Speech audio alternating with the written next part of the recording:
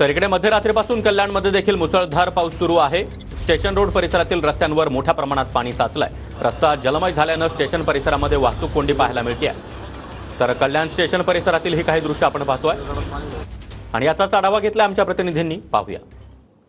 सकाळपासून सुरू असलेल्या मुसळधार पावसामुळे कल्याणमधील अनेक सखल भागामध्ये पाणी साचण्यास सुरुवात झाली आहे। मी सध्या उभा आहे कल्याण स्टेशन रोड परिसरात आणि आपण पाहू शकता की कल्याण डोंबिवली महानगरपालिकेचे कपोते विमानतळ त्याच्या समोरचा हा रस्ता आहे। कल्याण न्यायालय आहे आणि न्यायालय ते कल्याण स्टेशन परिसरचा हा रस्ता आहे आणि आपण पाहू शकतो की हा पूर्ण रस्ता हा जलमय झालेला आहे। या पाण्यातून मार्ग काढत वाहन चालकाला तारेवरची कसरत करत या ठिकाणी वाहने चालवायला लागत आहेत। तर दुसरीकडे पहाटेच्या वेळेला कामावरती जाणारे जे चाकरमाने आहेत ते मोठ्या प्रमाणात कल्याण स्टेशनवरती जात असतात। या पाण्यामुळे अनेक ठिकाणी वाहतूक कोंडी देखील या ठिकाणी मोठ्या प्रमाणात होत असून चाकरमान्यांना मोठा त्रास देखील या ठिकाणी सहन करावा लागत आहे। पावसाचा जोर कायम राहिला तर आज सायंकाळपर्यंत मोठ्या प्रमाणात सखल भागामध्ये पाणी साचण्याची शक्यता देखील वर्तवली जात आहे। सुनील जाधव, TV9 मराठी, कल्याण।